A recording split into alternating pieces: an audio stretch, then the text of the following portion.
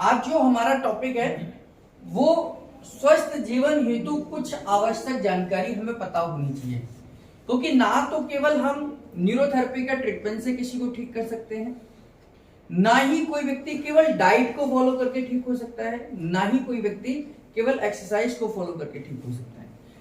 एक अगर आप बिना मेडिसिन के ठीक होना चाहते हैं तो उसके लिए हमें कहीं ना कहीं तीनों सिस्टम की आवश्यकता है। न्यूरोथेरेपी ट्रीटमेंट की भी आवश्यकता है, आपको अपनी डाइट को चेंज करने की भी आवश्यकता है और साथ में कुछ बेसिक एक्सरसाइज की भी आवश्यकता है।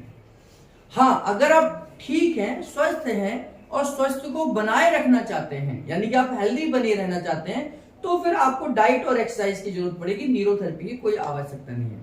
न्यूरोथेरेपी की आवश्यकता तो आपको तभी पड़ेगी जब आप बीमार हो गए हैं और उस बीमारी के समय पर आप कोई ना कोई ट्रीटमेंट करने का तरीका ढूंढ रहे हैं, चाहे फिर वो आपका एलोपैथी भी हो सकता है, आयुर्वेदिक भी हो सकता है, होम्योपैथिक भी हो सकता है, यूनानी भी हो सकता है, सिद्धा भी हो सकता है, नेचुरोपैथ भी हो सकता है ना, कोई भी माध्यम हो सकता है। ये माध्यम है कि आप अपनी बीमारी का समाधान कैसे करा रहे हैं, ये टेक्निक है। न्यूरोथेरेपी भी उसमें से एक वे ऑफ ट्रीटमेंट है कि आप, ये आपके ऊपर निर्भर है कि आप कौन से इलाज को प्रेफर करते हैं। लेकिन उस ट्रीटमेंट के साथ चाहे फिर आप कोई भी ट्रीटमेंट अप्लाई कर रहे हो, एलोपैथी क्यों ना अपना रहे हो, उस समय पर भी आपको सही डाइट लेने पर आप जल्द ठीक हो जाएंगे। कुछ बेसिक एक्सरसाइज करने पर आप लंबे समय तक ठीक रह सकते हैं। तो हमें ये पता होना चाहिए कि ट्रीटमेंट के साथ साथ, न्यूरोथेरेपी उपचार के साथ साथ हमें परहेज क्या करना है, अपनी लाइफ को कैसे जीना है कि हम दोबारा ना बीमार पड़े या आपका पेशेंट दोबारा बीमार ना पड़े। तो उसके लिए हमें स्वस्थ जीवन हेतु कुछ आवश्यक जानकारी पता होनी चाहिए, जैसे कि जहां तक हो सके तो हमें मौसम के अनुसार ही फल और सब्जियों का इस्तेमाल करना चाहिए। अब ये क्यों करना चाहिए, हम बार बार क्यों बोलते हैं, क्योंकि जैसे जैसे मौसम बदलता है हमारे शरीर के अंदर भी चेंजेस आते हैं, बॉडी के अंदर भी हार्मोन्स, एंजाइम्स बदलते हैं, ब्लड सर्कुलेशन बदलता है। सर्दियों में हमें ज्यादा यूरिन आता है गर्मियों की अपेक्षा। क्यों? क्योंकि सर्दियों में टेम्परेचर डाउन है बाहर का और बॉडी का टेम्परेचर उसे अप रखना है। बाहर टेम्परेचर 2 डिग्री है और बॉडी का टेम्परेचर कितना है, 37 डिग्री। तो उसको मेंटेन करने के लिए बॉडी के अंदर हीट जनरेट करनी पड़ेगी।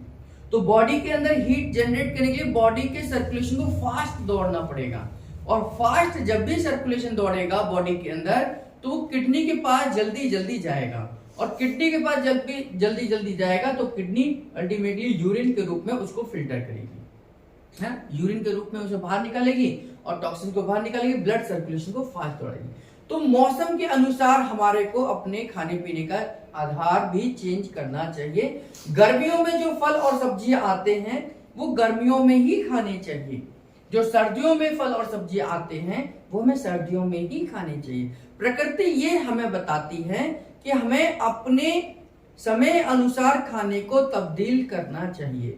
अगर हम सर्दियों की चीजों को गर्मी में खाते हैं तो वह हमारे डाइजेस्टेबल नहीं है, यानी कि हम उन्हें पचा भी नहीं पाएंगे।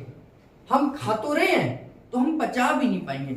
हम गर्मियों की चीजों को सर्दियों में खाएंगे तो भी नहीं पचेगा। क्यों? क्योंकि जो गर्मियों में पचने वाली चीजें थी वो एंजाइम्स गर्मियों में ही बॉडी बनाती है।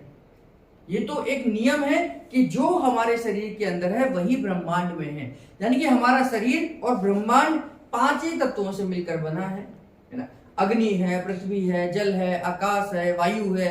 इन 5 चीजों से ही हमारा ब्रह्मांड बना है और इन्हीं 5 चीजों से हमारा शरीर बना है, और इन्हीं 5 चीजों में तब्दील हो जाता है।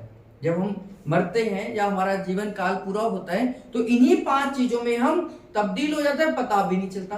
पानी में चले जाते हैं, मिट्टी में चले जाते हैं, आकाश में चले जाते हैं, वायु में चले जाते हैं, अग्नि हमें खत्म कर देती है। तो हमारा शरीर इन्हीं 5 तत्वों से मिलकर बना है, और इसी के बैलेंस को बनाने का काम नेचुरोपैथी करती है। कि नेचुरोपैथी चिकित्सा क्या है, प्राकृतिक चिकित्सा क्या है, कि आपके शरीर के अंदर कोई भी बीमारी है उसमें इन्हीं 5 तत्वों की या तो किसी में कमी आ जाएगी या किसी में अधिकता हो जाएगी। तो वो उसी तरीके से इन 5 तत्वों को बैलेंस करने का काम करता है। तो प्रकृति से जब हम बने हैं और हमारे से प्रकृति बनी है तो हमें प्रकृति के नियम अनुसार ही खाने का भी ध्यान करना चाहिए, है ना। तो हम प्रकृति के हिसाब से जो मौसम चेंज हो रहे हैं, अगर वो फल और सब्जियां खाते हैं तो हम लंबे समय तक स्वस्थ रह सकते हैं। ये उनको बोलना है, ये हमें जानकारी हो कि आज के समय पर हर सब्जी हर मौसम में मिल जाती है। अगर हम देखें सर्दियों में तरबूज भी मिल जाते हैं, खरबूजे भी मिल जाते हैं, लेकिन वो कोल्ड स्टोरेज में रखे जाते हैं, क्योंकि आज बुद्धिमान हो गया मनुष्य, हर चीज को हर समय पर ले सकता है। गाजर भी गर्मियों में मिल जाती है, तो सब कोल्ड स्टोरेज की है। प्रकृति नहीं देती कभी भी, प्रकृति आपको मौसम के अनुसार गाजर बंद हो जाती है जमीन से निकलना जब सर्दियां खत्म होती हैं। लौकी, घिया, तोरई ये गर्मियों में सब आपके खेतों में पैदा होती हैं, ये सर्दियों में नहीं होती हैं। तो यानी कि हमें प्रकृति के नियमों का पालन करना चाहिए। और जब भी मनुष्य ने प्रकृति के नियमों का अवहेलना की है, उसके विरोध में गया है, तब कहीं ना कहीं कोई ना कोई विनाश जरूर हुआ है, आज नहीं तो कल हुआ है। तो हमें कहीं ना कहीं प्रकृति के नियमों का पालन करना चाहिए और मौसम के अनुसार ही फल और सब्जियों का इस्तेमाल करना चाहिए। फाइनेंशियल भी आप देखेंगे कि जो मौसम के अनुसार फल और सब्जी आती है वो सस्ती मिलती है। आप बेमौसम की सब्जियां लेंगे वो आपको कॉस्टली भी मिलेगी। क्यों? क्योंकि वो कॉस्ट उनको कोल्ड स्टोरेज में रखकर, उनके फ्रीजर में रखकर उसकी कॉस्ट निकाल के दी जाती है। अगर हम गर्मियों में गाजर को खाने का प्रयास करें तो गाजर बहुत महंगी मिलेगी। हम सर्दियों में आम को खाने का प्रयास करें तो आम बहुत महंगे मिलेंगे। क्यों? क्योंकि वो उस मौसम में है ही नहीं। तो फाइनेंशियल तौर पर भी और हेल्थ के तौर पर भी हमें हमेशा उन्हीं फल और सब्जियों का इस्तेमाल करना चाहिए जो मौसम में आती हैं। हम उसी मौसम में हमारी बॉडी के अंदर चेंजेस होते हैं। अगर आप साउथ इंडिया जाकर रहते हैं तो साउथ इंडिया की जो फसल है, साउथ इंडिया के जो लोग खाते हैं वही हमें भी खाना चाहिए। अगर आप नॉर्थ इंडिया में आकर रहते हैं तो नॉर्थ इंडिया के ही फल और सब्जियों का खाना चाहिए। क्यों? क्योंकि उस समय पर वेदर चेंज होता है। वेदर चेंज होने पर आपके शरीर के अंदर भी एंजाइम्स, हार्मोन्स, ब्लड सर्कुलेशन का चेंजेस आता है। तो आप जहां हैं, जिस स्थान पे हैं, उसी स्थान विशेष के फल और सब्जियों का इस्तेमाल करना चाहिए। अब मैं साउथ इंडिया जाके सोचूं कि मैं रोटी ज्यादा खाऊं तो आप बीमार हो जाएंगे। साउथ इंडिया वाला यहां आकर ये सोचे कि मैं चावल ही खाऊंगा, रोटी नहीं खाऊंगा उत्तर भारत में, तो वो यहां आकर बीमार हो जाएगा। क्यों? क्योंकि उसके एंजाइम अपने आप को चेंज करते हैं, मौसम के अनुसार चेंज करते हैं। आपको कहने की जरूरत नहीं है, आपको बॉडी को बताने की जरूरत नहीं कि बाहर 2 डिग्री टेम्परेचर है, बॉडी अपने आप चेंज करेगी। हम थोड़ी बताते कि बाहर 2 डिग्री टेम्परेचर है या बाहर 45 डिग्री टेम्परेचर है। दिल्ली में टेम्परेचर 48 डिग्री तक भी जाता है, इतनी गर्मी होती है। नागपुर में 50 तक चला जाता है। तो यानी कि अब बॉडी को हमने थोड़ी कहा, बॉडी उस समय पर भी बॉडी का टेम्परेचर 37 डिग्री सेल्सियस ही बनाकर रखती है। आप सियाचिन में -20 डिग्री पर चले जाइए, सियाचिन जहां पर -20 है, जहां पर आपने ये पानी रखा है तो ये जम जाएगा रखे रखे। इतना टेम्परेचर में भी बॉडी का टेम्परेचर 37 डिग्री सेल्सियस है। तो कितनी मेहनत चल रही है बॉडी के अंदर, कितने एंजाइम्स बदल रहे हैं, कितना सर्कुलेशन बदल रहा है, और फिर अगर हम उन्हें गलत खाना पीना दें तो निश्चित तौर पर हम बीमार ही पड़ेंगे। तो ये अपने को भी ज्ञान होना चाहिए, जानकारी होनी चाहिए कि हमें प्रयास यही करना चाहिए कि मौसम के अनुसार ही फल और सब्जियों का इस्तेमाल करना चाहिए अगर हम लंबे समय तक स्वस्थ रहना चाहते हैं। हमने को ये भी ध्यान करना है कि नहाते समय पर आपको सबसे पहले जो पानी है वो या तो अपने पैरों पे डालना चाहिए या पैरों के बाद में सेकंड हल्का सिर पे डालना चाहिए। एकदम से कभी भी भरकर नहीं डालना चाहिए। इससे जब अगर हम डायरेक्ट सिर पे डालते हैं तो इससे आपके ब्रेन का संतुलन बिगड़ सकता है और बहुत बार ऐसा देखा गया है कि हेमरेज तक भी हो सकता है, यानी कि आपको पैरालिसिस भी हो जाता है कि हम डायरेक्ट सिर के ऊपर पानी डालते हैं। मेनिंजाइटिस जैसी बीमारियां आ जाती है, यानी कि आपको फिट्स पड़ने भी शुरू हो जाते हैं जब हम डायरेक्ट सिर के ऊपर पानी डालते हैं। तो हमें सिर के ऊपर बाद में पानी डालना चाहिए, पहले पैरों के ऊपर डालना चाहिए। अगर हम इसको थोड़ा सा पुराने समय के हिसाब से देखें तो लोग जो नदी में नहाने जाते थे तो ऐसे कभी भी कोई धड़ाम से कूदता नहीं था, वो पहले धीरे धीरे एक पैर डालता था, धीरे धीरे चलते चलते चलते चलते, तो यानी कि पैरों से शुरुआत पानी की होती थी। तो उसको साइंटिफिक देखें, क्योंकि जब हम पैरों के ऊपर पानी डालेंगे, घुटनों के ऊपर भी नहीं डालना, पैरों की उंगलियों के ऊपर, पैरों के पंजों के ऊपर, फिर आगे की तरफ बढ़ना। फिर उससे क्या है, बॉडी अपने आप को तैयार करती है कि आप किस टेम्परेचर के पानी से नहाने वाले हैं, किस टेम्परेचर। बॉडी को पता ही नहीं कि बॉडी पानी का टेम्परेचर कितना है। आपने उठाया, धड़ाम से पलट ली और वो आपका हालत खराब हो गई, तो उससे क्या कि दिमाग की बत्ती जल जाएगी और आपका दिमाग का संतुलन खो सकता है। कई बार बहुत सारे लोग ऐसे मजाक में किसी को पानी डाल देते हैं, उनको पता ही नहीं, क्योंकि बॉडी उसके लिए तैयार ही नहीं है।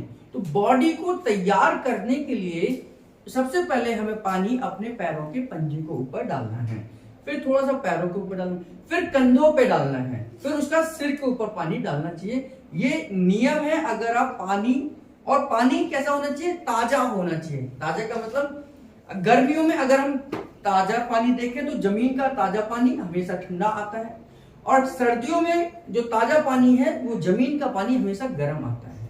तो हमें हमेशा ताजे पानी से ही नहाना चाहिए, और नहाते समय पर यह ध्यान करना है कि पानी को पहले पैरों के पंजों पे डालना है। कान, अगर हम सीधे सिर पे डालेंगे तो आपके कान का फ्लूइड भी हिल सकता है। बहुत सारे लोगों का कान बंद हो जाते हैं एकदम से, बहुत सारे लोगों को कान में फ्लूइड जो है वो फ्लूइड हिलने से आपका बैलेंस खराब हो सकता है। बहुत सारे लोग जैसे ही पानी डालते हैं एकदम खड़े होते हैं और वो पता चला पैर बैलेंस नहीं बनता और वो गिर जाते हैं बाथरूम में। तो बाथरूम में गिरने का, बाथरूम में पैरालिसिस होने का एक बहुत महत्वपूर्ण वजह यह है कि लोग फुब्बारे से नहाते हैं। फुब्बारा चालू किया, तुरंत नीचे घुसे और पता चला कि ब्रेन की शून्य हो गया और यहाँ पर सर्कुलेशन एकदम जाम हो गया। तो हेमाटोमा या हेमरेज होने के भी कई सारे केसेस ऐसे देखने को मिलते हैं कि बाथरूम में ही पैरालिसिस हो गया, बाथरूम में ही कोई नस अकड़ गई, बाथरूम में ही नहाने गया तो वहीं की वहीं बैठा रह गया। बहुत सारे केसेस हमने देखे हैं। इसका मतलब कि हमारे गलत तरीके नहाने से भी हमें बीमारियां आ सकती हैं। तो जब भी आप नहाएं तो बाल्टी भरकर पानी नहाएं, उसको पहले पैरों के पंजों पे डालें, फिर धीरे धीरे करके ऊपर की तरफ, और फिर घुटनों, फिर कंधे, और फिर सिर के ऊपर पानी डालना चाहिए। हमें डायरेक्ट कभी भी सिर के ऊपर पानी नहीं डालना है और ताजे पानी से ही नहाना है। ताजे पानी का मतलब यह है, टंकी वाला पानी नहीं है, वो बासा पानी है। हम ये नहीं कि टंकी से ही नहाएंगे। जो जमीन से पानी ताजा आता है वो गर्मियों में ठंडा आता है और सर्दियों में गर्म आता है, तो उसी पानी से गर्म नहाएं। नहीं तो बॉडी को अगर ऐसा पानी नहीं मिल रहा आप लोगों को, तो फिर उतना टेम्परेचर कर लें जितना बॉडी सहन कर सकती है। ना तो बहुत ज्यादा गर्म करना है, ना बहुत ज्यादा ठंडा करना है। आर्टिफिशियली हम गीजर के माध्यम से या आप गैस के माध्यम से या चूल्हे के माध्यम से आप गर्म भी करते हैं, तो इतना गर्म करें कि बस बॉडी को सहन आराम से हो जाए।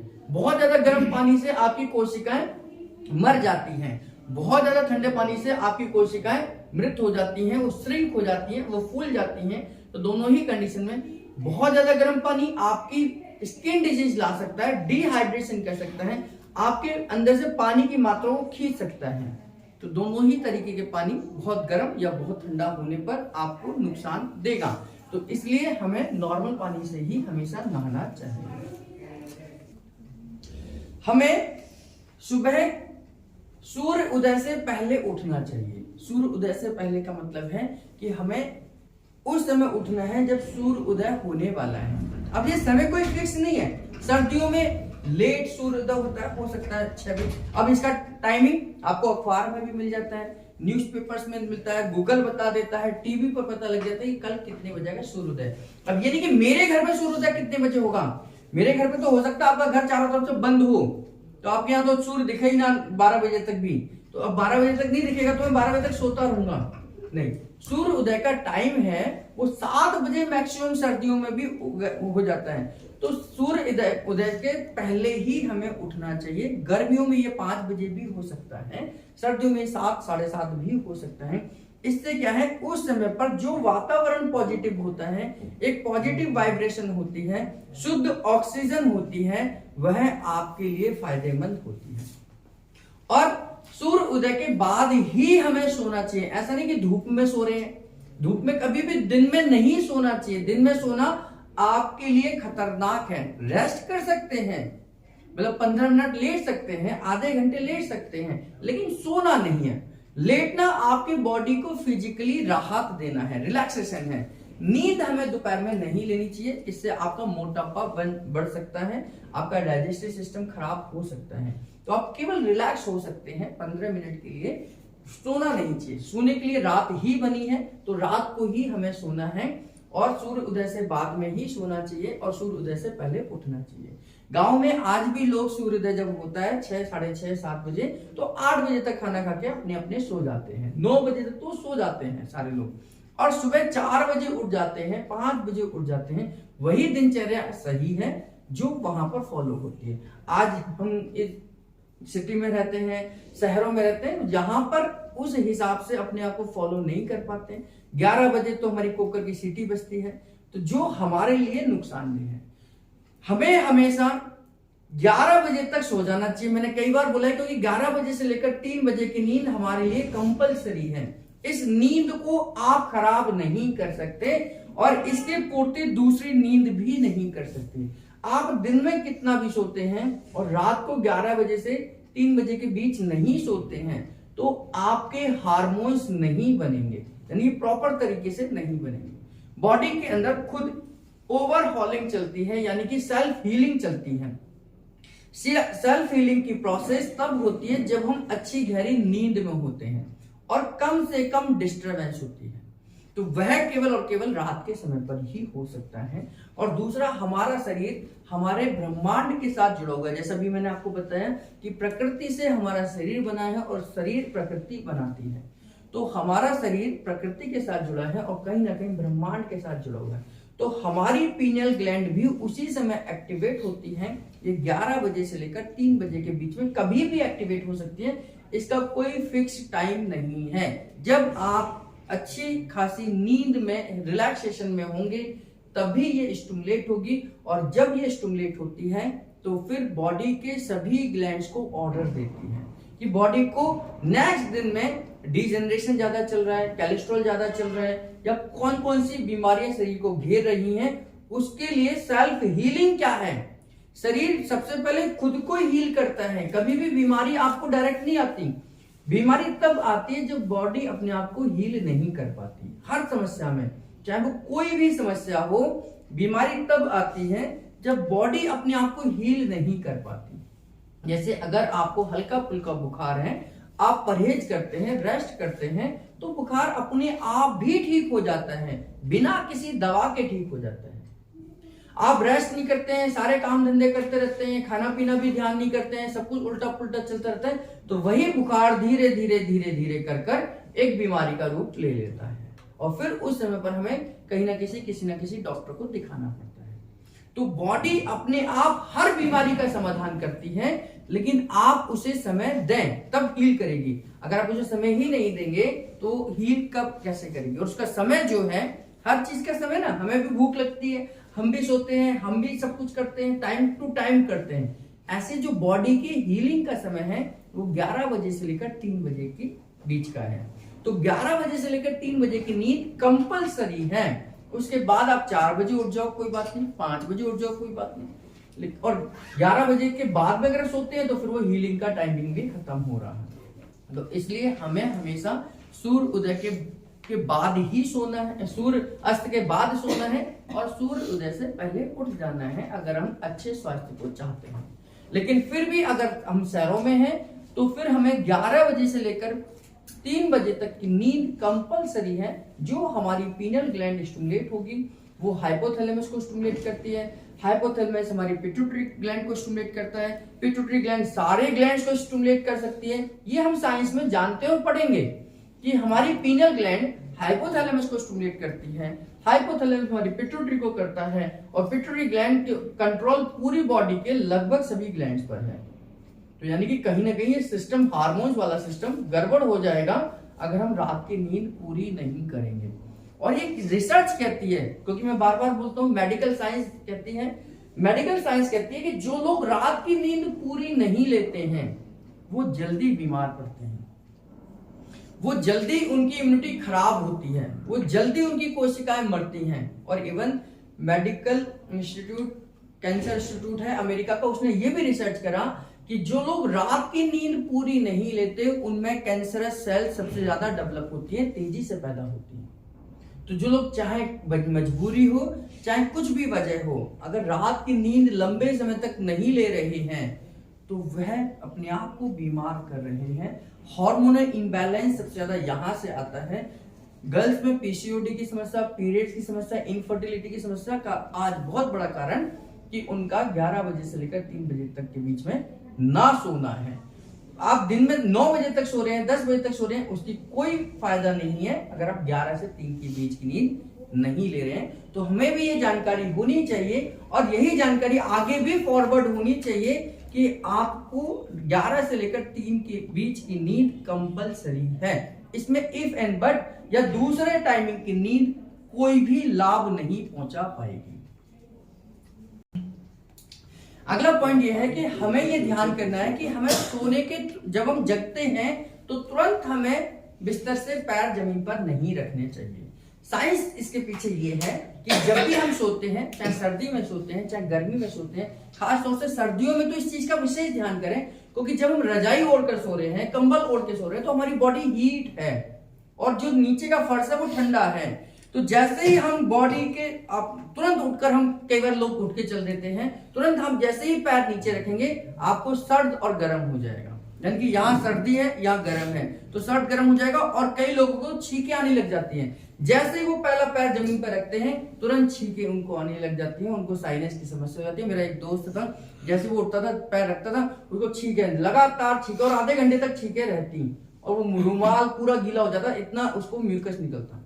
क्यों? क्योंकि उसकी बॉडी और शरीर जो इसका बाहर का टेम्परेचर है, फर्श का टेम्परेचर वो अलग अलग है। तो इसलिए हमारे पुरातन पहले समय पे क्या कहते थे कि हमें उठकर पहले भगवान का ध्यान करना चाहिए, उनका धन्यवाद करना चाहिए, उनके बारे में ये सोचना चाहिए कि एक दिन और हमें मिला है, इस दिन हम और अच्छा काम करेंगे। तो 1 से 2 मिनट का समय इसमें आप लगाइए।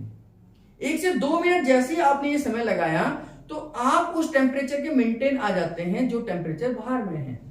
आप रजाई ओढ़ के सो रहे हैं, कंबल ओढ़ के सो रहे हैं, उस समय बॉडी हीट है, गर्म है, और जैसे आपने रजाई को हटाया, आराम से आलती पालती मार के बैठे और फिर आपने थोड़ा ध्यान करा, आधे मिनट भी अगर आपने आपके उस समय को अपने को करा तो फिर आप जमीन पर पैर रखेंगे, आपकी बॉडी को कोई नुकसान नहीं होगा। दूसरा, आप जहां पहला कदम रखते हैं वहां पर या तो कोई कारपेट बिछा के रखिए या कोई चादर रखिए, कुछ भी रखिए ताकि आपका पहला कदम डायरेक्ट जमीन पर ना पड़े। आप कारपेट पर रखें फिर उसके बाद जमीन पर आपका पैर पड़े। तो ऐसा बहुत सारे लोग करते हैं और बहुत सारे लोगों का फीडबैक मैंने देखा है कि पहला कदम जैसे ही वो जमीन पर रखते हैं उनको छींके चालू हो जाते हैं। वो गलती यही करते हैं कि तुरंत उठकर हमें कभी नहीं करना चाहिए, तो तुरंत उठकर हमें नहीं, पैर पहला कदम उस पर नहीं रखना है, जमीन पर नहीं रखना, और रखना है तो आधे मिनट के गैप के बाद रखना है। तो बॉडी का टेम्परेचर आपका मेंटेन हो जाएगा, बाहर के टेम्परेचर के साथ मैचअप हो जाएगा, फिर आपको कोई समस्या नहीं होगी। तो उठते ही हमें पहला कदम जमीन पर नहीं रखना, आधे से 1 मिनट तक पहले रुकना है। अगर आप भगवान का ध्यान नहीं कर रहे तो 2 मिनट बैठी, आधा मिनट बैठ ही जाओ, आंखें बंद करके बैठो, अपने आप को थोड़ा सा तैयार करो चलने के लिए। या बहुत सारे लोग हमारे उसमें कुछ देवी देवताओं को याद करते हैं, धन्यवाद करते हैं, भगवान को ध्यान करते हैं, तो उनको आप करिए, उसके बाद अपना कंटिन्यू अपना काम करिए।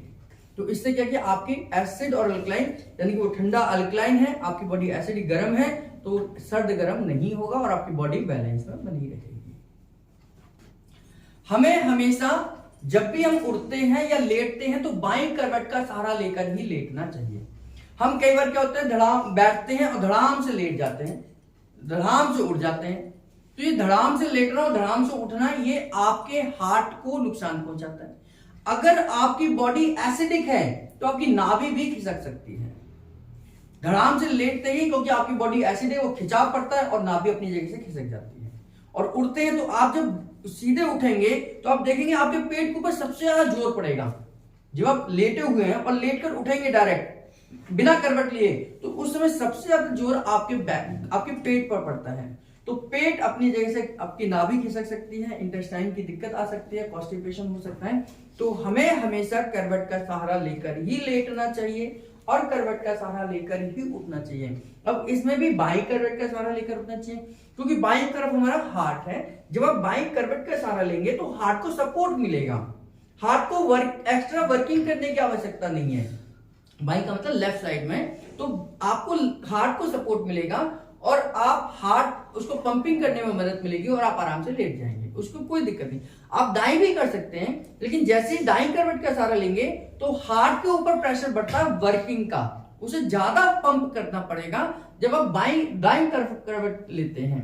तो इसलिए हार्ट को कोई दिक्कत ना हो तो बाईं करवट लेना है। और जो स्टमक है, हमारा स्टमक इस तरीके से होता है, ये हमारा इसोफेगस है, फिर हमारा स्टमक ऐसे जाएगा, ऐसे करके हमारा स्टमक ऐसे जाएगा।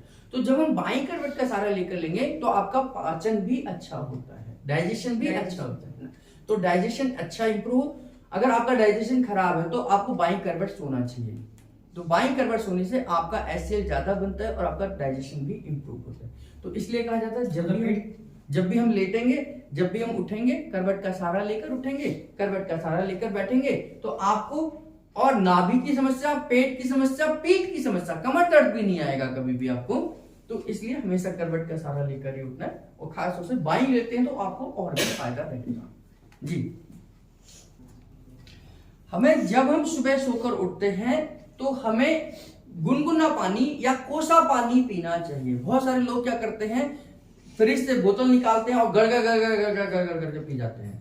तो वो गड़गड़ पीने से आपको कॉन्स्टिपेशन होगा ही होगा, क्योंकि वो ठंडा है और आपकी बॉडी का टेम्परेचर 37 डिग्री है, तो तुरंत मांसपेशियों को खींच लेगा, क्योंकि ठंडा है।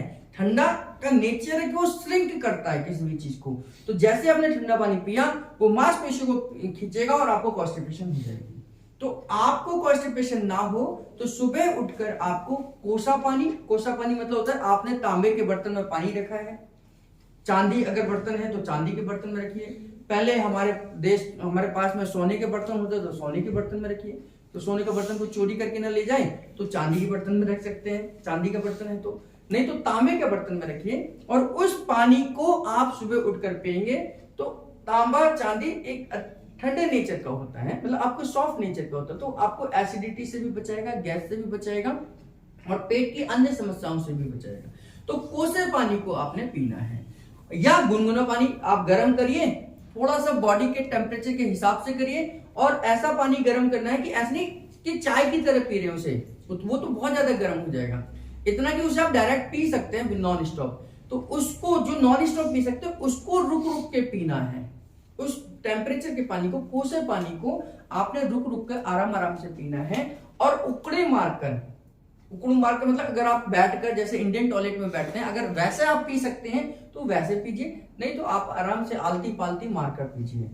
खड़े होकर पानी नहीं पीना, ये तो कभी भी नहीं पीना है, दोपहर में भी नहीं पीना है, रात को भी नहीं पीना है, तो सुबह तो बिल्कुल भी नहीं पीना है।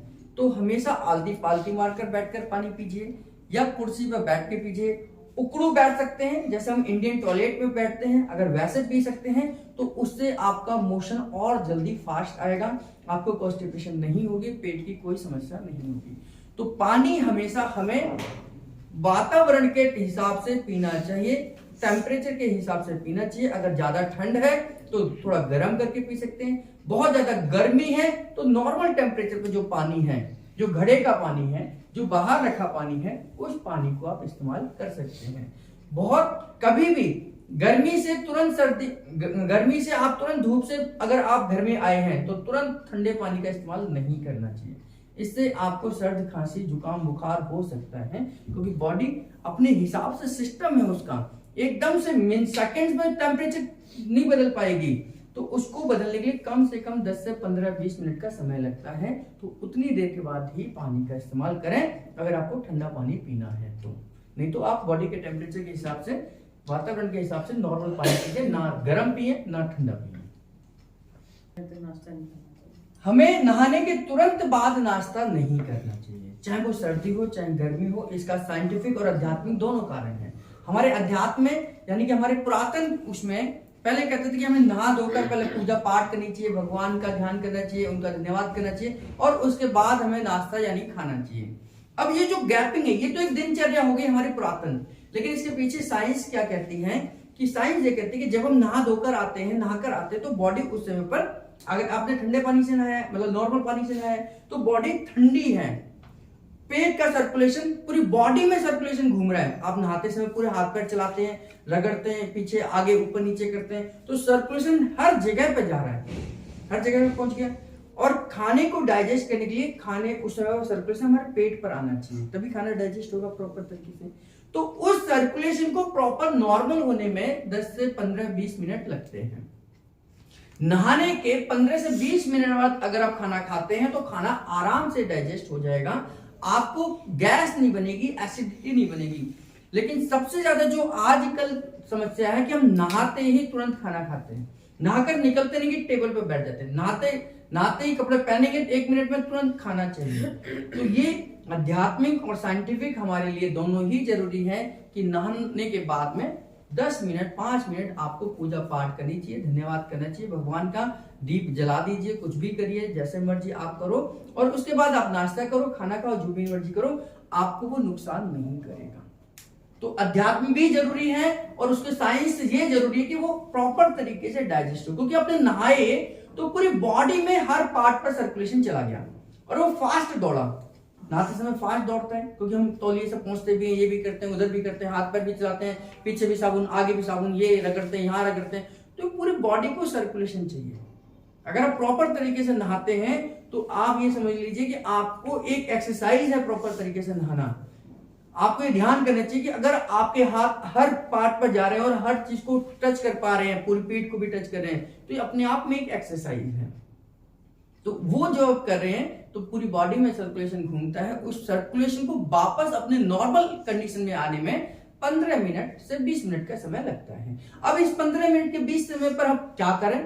आदमी समझता है कि करें क्या, कि मैं नहा लिया तो अब मैं क्या करूं? तो उस समय पर हम पूजा पाठ करें, दीपक जोड़ें, कुछ भी करें, धूपबत्ती जलाएं, भगवान का ध्यान करें, 2 मिनट करें, 5 से 10 मिनट करें, तैयार हो जाएं, अपने कपड़े वपड़े पहने, रेडी हो जाएं, फिर नाश्ता करें, नाश्ता करके अपना नॉर्मल रूटीन में आप जा सकते हैं। तो नहाने के तुरंत बाद हमें खाना नहीं चाहिए और खाने के तुरंत बाद भी नहीं नहाना चाहिए।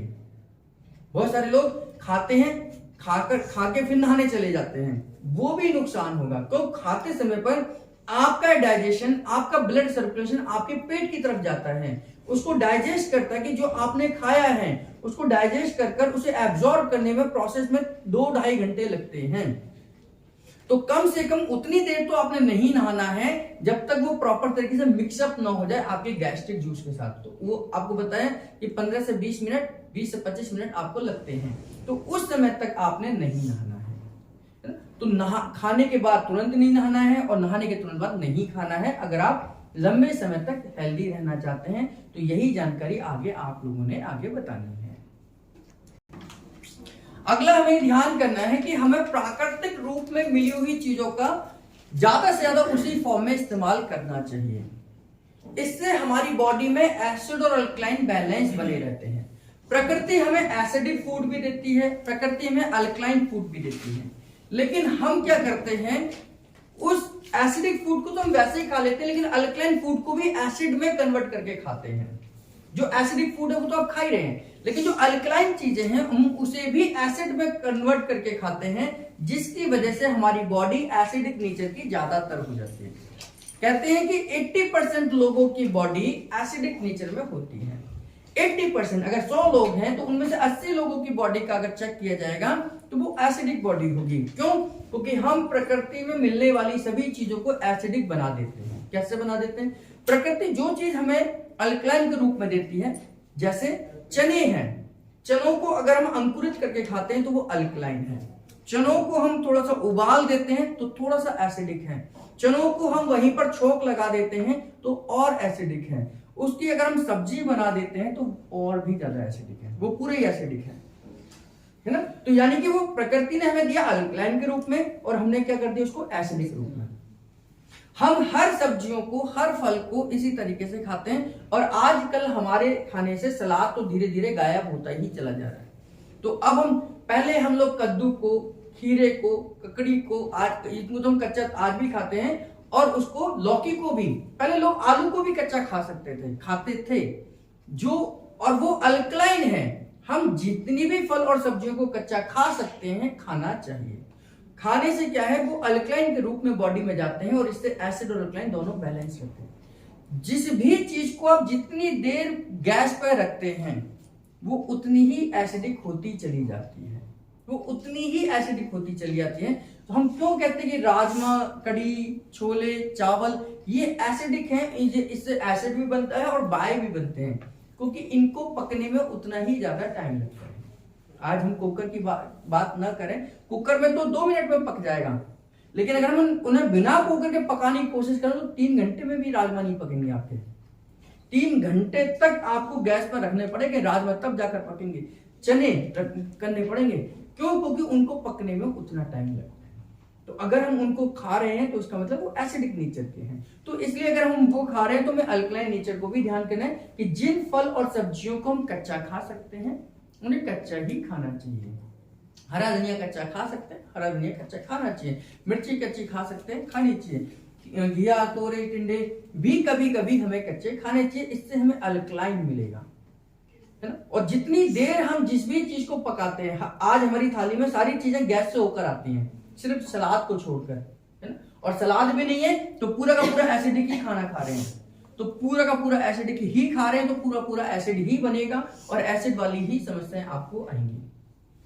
फल को भी हमें, और जो फल हम छिलके के साथ खा सकते हैं उनको छिलके के साथ ही खाना चाहिए। अच्छे से धो लीजिए। आजकल सारी चीजों में मिलावट है, वो एक अलग बात है। जिनको हमें लगता है कि ये थोड़ी ज्यादा मिलावट है उन्हें गर्म पानी में धो के खा सकते हैं। जैसे सेब के ऊपर कहते हैं कि वो वैक्सिंग कर देते हैं, वैक्स चला देते हैं ताकि उससे ऑक्सीजन का टच ना हो। ऑक्सीजन टच होता है तो काला पड़ जाता है ना। तो ऐसे चीजों को हम गर्म पानी में धोकर खाएंगे तो ज्यादा अच्छा है। वैक्स आपको केवल गर्म पानी से ही हट सकता है, वैसे वो पहुंचने से भी नहीं हटेगा। तो गर्म पानी से धोएंगे तो गर्म पानी से अलग हो जाएगा, उसके बाद आप खा सकते हैं। तो उसके तरीके हमें चेंज करने हैं और हम अल्कलाइन फूड को भी लेंगे तो एसिड और अल्कलाइन दोनों बैलेंस बना रहेगा और आपको बीमारियां कम से कम होंगी। तो प्रकृति के नजदीक में जितना हम रहेंगे उतना ज्यादा अच्छा है। आप जो पपीते की सब्जी आती है जिसको कद्दू बोलते हैं उसको भी कच्चा खा सकते हैं, लौकी को भी कच्चा खा सकते हैं, तोरी को भी खा सकते हैं। कभी थोड़ा खा लीजिए, कोई दिक्कत नहीं। पका के तो खा ही रहे हैं उसे। सर जूस भी तो पीते हैं लोग, है ना, उसका भी लौकी का जूस पीते हैं, करेले का जूस पीते हैं। ये सारी चीजें भी हम कर सकते हैं। तो इससे आपकी बॉडी में अल्कलाइन जाएगा और अल्कलाइन जाएगा तो एसिड तो हम खा ही रहे हैं, हमारी थाली एसिडिक है, तो वो आपका बैलेंस रहेगा और आपकी दोनों किडनियां बैलेंस तरीके से काम करेंगी और आपको कोई बीमारी नहीं होगी।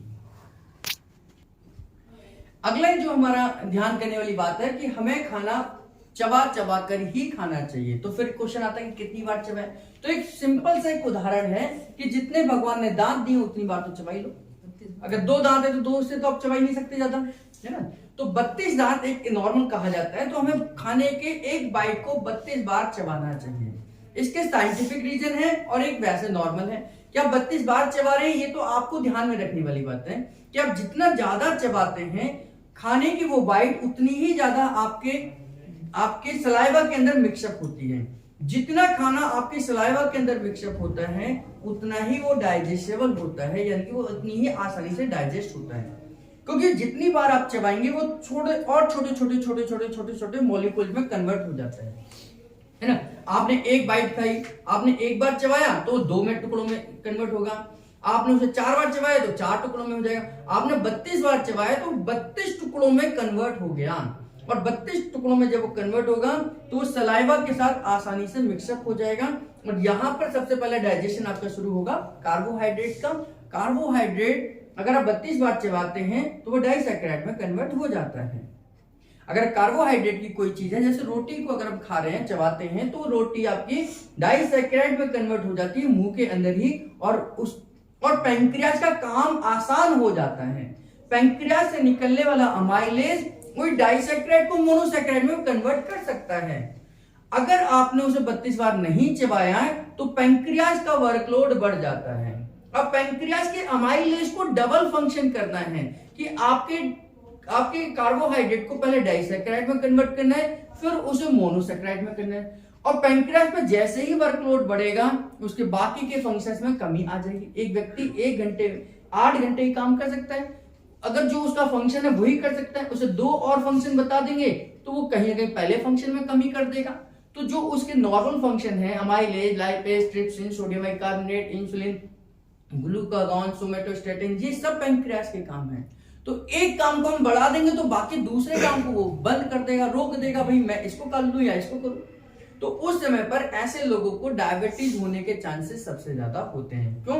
क्योंकि वो इंसुलिन नहीं बनाएगा या दूसरी कार्बोहाइड्रेट नहीं डाइजेस्ट करेगा, अमाइलेज नहीं बनाएगा, तो अल्टीमेटली आपका शुगर इनबैलेंस हो जाएगा, आपका शुगर डाइजेस्ट नहीं होगा। तो डायबिटीज होने के चांसेस ज्यादा हैं उन लोगों को जो लोग खाने को अच्छी तरीके से नहीं चबाते हैं। लोग सोचते हैं जल्दी से खा लेता हूं नहीं तो खत्म हो जाएगा बाहर, तो जल्दी के खाने के चक्कर में वो पेट का ही बेड़ा गर्क कर देते हैं और पेट को ही खराब कर देते हैं। तो एक कहावत है, यही है कि हमें उतनी बार चबाना चाहिए जितने हमारे भगवान ने दांत दिए हैं, यानी 32 दांत है तो 32 बार हमें चबाकर हर नवाले को खाना चाहिए, जिससे कि आप प्रॉपर तरीके से उसका फायदा ले सकें। हम स्वाद के लिए खाते हैं, अगर हम हेल्थ के लिए खाएं तो आप उसको अच्छे से चबा सकते हैं।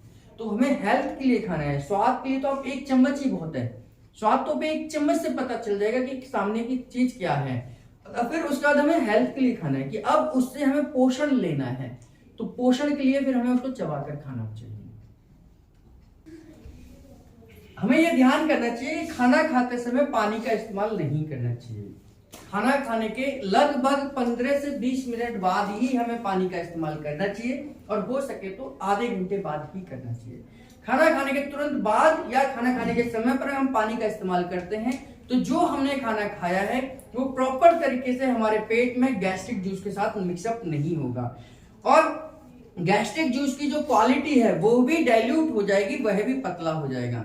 तो हमें ये कोशिश करनी चाहिए कि जब भी हम खाना खा रहे हैं, हाँ पानी को रखना जरूर चाहिए और पानी को थोड़ा गुनगुना करके रखना चाहिए। 1 कप पानी को गुनगुना करके अपने पास रखना जरूर चाहिए कि कभी ठसका लग जाए, कभी अटक जाए या कोई दिक्कत हो तो उस समय आप पानी का इस्तेमाल कर सके। लेकिन आपको ये प्रयास करना चाहिए कि उस पानी का इस्तेमाल ना हो। तो खाना खाते समय या खाना खाने के तुरंत बाद पानी का इस्तेमाल नहीं करना है। अगर आपको कर सकते हैं तो अगर लेना है तो केवल छाछ का इस्तेमाल कर सकते हैं, वो भी मौसम के टेम्परेचर के हिसाब से। ताजी घर में बनी हुई छाछ होगी तो आप उसका इस्तेमाल कर सकते हैं, बाकी किसी भी लिक्विड का इस्तेमाल नहीं करना। जो आजकल के दिनचर्या में हम देख रहे हैं कि खाने के साथ बियर, वाइन या कोल्ड ड्रिंक या पानी या कुछ और अन्य लिक्विड पदार्थों को हम लेते हैं जो कि हमारे खाने को खराब करता है, हमारे खाने के गैस्ट्रिक जूस को खराब करता है और कहीं ना कहीं आपके एसिडिटी, गैस, बदहजमी और भारीपन का कारण बन जाता है। तो खाना खाते समय हमें पानी का इस्तेमाल या खाने के तुरंत बाद पानी का इस्तेमाल नहीं करना चाहिए और ये रूटीन में तो बिल्कुल भी नहीं करना चाहिए। कहते हैं कि हमें खड़े होकर पानी का इस्तेमाल नहीं करना चाहिए, हमने पहले भी इस पर डिस्कस किया। तो खड़े होकर पानी पीने से हमारे को कमर दर्द आ सकती है, हमारे को पेट की समस्याएं आ सकती हैं, हमारे को काफ मसल्स में पेन आ सकती है और घुटने में भी दर्द हो सकता है। इवन ये भी कहा जाता है कि जो लोग खड़े होकर पानी पीते हैं और उनका घुटने का दर्द आ जाए तो वो लंबे समय तक उनको तंग कर सकता है। तो हमें हमेशा बैठकर ही पानी का इस्तेमाल करना चाहिए या पानी पीना चाहिए। आप कुर्सी रखकर, स्टूल रखकर या अगर घर पर हैं तो आराम से आलती पालती मारकर भी पानी पी सकते हैं। खड़े होकर पानी पीने से आपके पेट के ऊपर जोर पड़ता है और पेट को सर्कुलेशन आपकी स्पाइन से जाता है, तो स्पाइन आपकी डिस्टर्ब हो सकती है, उसके अलाइनमेंट में गड़बड़ हो सकती है जिससे आपको कमर दर्द आएगा और कमर का लिंक आपके घुटनों से है, आपके काफ मसल से है, आपकी थाई से है, तो यहां पर भी पेन आ सकता है।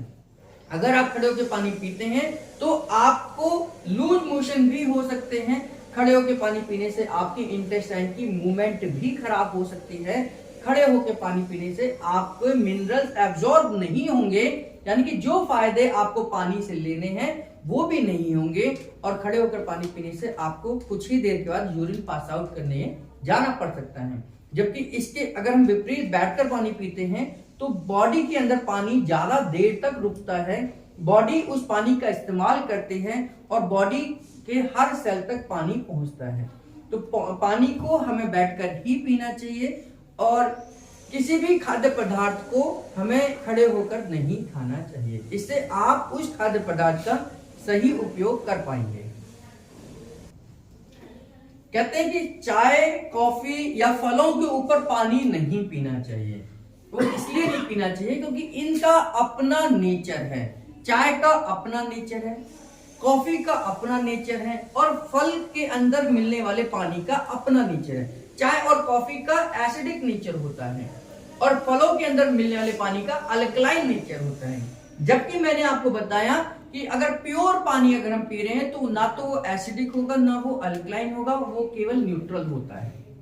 यानी कि न्यूट्रल चीज को अगर हम एसिडिक के ऊपर पिएंगे तो आपको दिक्कत आ सकती है, न्यूट्रल को अगर हम अल्कलाइन के ऊपर पिएंगे तो भी दिक्कत आ सकती है। जैसे अगर हम एसिड के ऊपर, यानी कि आपने चाय कोल्ड ड्रिंक पी है तो आपको कॉन्स्टिपेशन हो सकता है, जोड़ों में दर्द आ सकता है, नींद गायब हो सकती है। अगर हम उसे फलों के साथ पीते हैं, आपने तरबूज खाया है, खरबूज खाया है और तुरंत पानी पी लिया है तो आपको लूज मोशन हो सकते हैं। क्यों? क्योंकि उस नेचर को आप तुरंत नहीं बदल पाएंगे। तो फलों के साथ, यानी कि आप अगर एसिडिक फल खा रहे हैं तो भी पानी को नहीं ले सकते, अगर आप अल्कलाइन फल खा रहे हैं तो भी नहीं ले सकते। उनके बीच में गैप रखना चाहिए। दो भी लिक्विड जो आप पी रहे हैं, कोई भी दो लिक्विड पी रहे हैं, उनके अंदर गैप होना चाहिए। चाय पी रहे हैं तो तुरंत कोल्ड ड्रिंक नहीं पीनी, कोल्ड ड्रिंक पी रहे हैं तो तुरंत चाय नहीं पीनी, चाय पी रहे हैं तो तुरंत आपने पेप्सी नहीं पीनी। तो इस तरीके से कोई भी दो लिक्विड का आपको अलग अलग बैलेंस बनाकर रखना है। और खास तौर से अगर उनका नेचर ही अलग है, कोई एसिडिक और कोई अल्कलाइन है, तो बिल्कुल हमें गैप रखना चाहिए। इससे फूड पॉइजन भी हो सकती है। बहुत सारे लोगों को आपने सुना होगा कि उसने कोल्ड ड्रिंक के ऊपर कुछ और पी लिया या किसी चीज के ऊपर कोल्ड ड्रिंक पी ली तो उसको फूड पॉइजन हो गया। यानी कि दो विपरीत नेचर की चीजों को अगर आप एक साथ लेंगे तो इससे आपको फूड पॉइजनिंग होना स्वाभाविक है। तो एसिड वाले लिक्विड को ऊपर कभी भी अल्कलाइन वाले लिक्विड को नहीं लेना। तो पानी को तो बिल्कुल नहीं लेना कि आपने चाय या कोल्ड ड्रिंक या आपने कॉफी पी है तो पानी का इस्तेमाल नहीं करना, और फल भी खाए हैं तो भी पानी का इस्तेमाल नहीं करना, क्योंकि उनका अपना नेचर है। जब तक वो शांत नहीं होगा नेचर, तब तक आप उसे लिक्विड दूसरा डालेंगे तो वो आपको नुकसान कर सकता है। तो इसलिए चाय, कॉफी, कोल्ड ड्रिंक या फलों के ऊपर पानी का इस्तेमाल ना करें। खाना हमें हमेशा सोने से 2 घंटे पहले खा लेना चाहिए, 2 से 2.5 घंटे पहले खाना चाहिए। और खाने में भी ऐसा खाना खाना चाहिए जो हमारा सुपाच्य हो। सुपाच्य का मतलब है कि जो 2 से 2.5 घंटे में डाइजेस्ट हो जाए। तो ऐसा खाना हमारे मौसम में आने वाले फल और सब्जियों का ही हो सकता है। यानी कि जो फल हैं या सब्जियां हैं उन्हीं को अगर हम खाते हैं तो 2 से 2.5 घंटे में वो हजम हो जाएगा और आपको खाना फिर रात में तंग नहीं करेगा। हम क्या करते हैं, खाना खाते हैं, एक तो हम गारिष्ठ भोजन खाते हैं, यानी कि चिकना वाला खाना खाते हैं, हैवी खाना खाते हैं और खाते ही सो जाते हैं। फिर वो धीरे धीरे वो पचता नहीं है, फिर गैस होती है, फिर एसिडिटी होती है, फिर रात को हम घबराहट से उठ जाते हैं। फिर कई लोगों को रात में होने वाला जो दर्द है, सीने में जो दर्द है, वो हार्ट अटैक समझा जाता है। हार्ट अटैक जो रात को होने वाला दर्द जो है वो हार्ट अटैक नहीं, आपका गैस का दर्द होता है। और अगर आप किसी गलत डॉक्टर पर चले गए तो आपका हार्ट का ऑपरेशन नहीं कर देगा, गैस का इलाज बाद में करेगा। तो इससे बचने के लिए हमें ये कोशिश करनी है कि रात को सोने से 2 से 2.5 घंटे पहले भोजन करना है, और भोजन हमारा ऐसा हो जो रात में आसानी से पच जाए। 2 चीज। अब इसका मतलब ये नहीं कि हम रात को 1 बजे सो रहे हैं तो 11 बजे भोजन कर रहे हैं। जब सोने का टाइम 11 बजे फिक्स है, मैंने भी आपको बताया कि हमें 11 से लेकर 3 बजे तक सोना है, तो 11 बजे सोने का टाइम है, यानी कि 2 से 2.5 घंटे का मतलब कि 8:30 से लेकर 9 बजे तक खाना खा लेना है ना। तो 8:30 से लेकर 9 बजे के बीच हमें किसी भी हालत में खाना खाना चाहिए अगर हम 11 बजे सोने की तैयारी कर रहे हैं। तो 8:30 से 9 बजे तक आप खाना खा लेंगे, जो खाना खाया है वो डाइजेस्ट हो जाएगा, फिर आपको सोते समय कोई तकलीफ नहीं होगी। बहुत सारे लोगों को बीच में ही जब वो सो रहे होते हैं तो किसी को एसिडिटी होती है, किसी को बदहजमी हो जाती है, किसी को खटी खटी डकारें आने लग जाती हैं, पेट फूलना लग जाता है, लूज मोशन हो जाता है, कॉन्स्टिपेशन हो जाता है। ये सब इस वजह से होता है कि हम खाना खाते ही सो जाते हैं, या खाना हमने बहुत ज्यादा हैवी खाया जो पचना ही 6 बजे के बाद है, 6 घंटे के बाद है। अगर हमने राजमा खा लिए हैं, पनीर की सब्जी खा ली है, छोले खा लिए, तो ये पचेंगे 4 घंटे बाद। तो 4 घंटे बाद तो वो फिर पचना शुरू हो गए, उस समय पर आपका डाइजेशन वीक होगा क्योंकि सर्कुलेशन डाउन होगा, वो खाना पचेगा नहीं और वो आपको सुबह नुकसान करेगा या कहीं ना कहीं आपको बीमार कर देगा।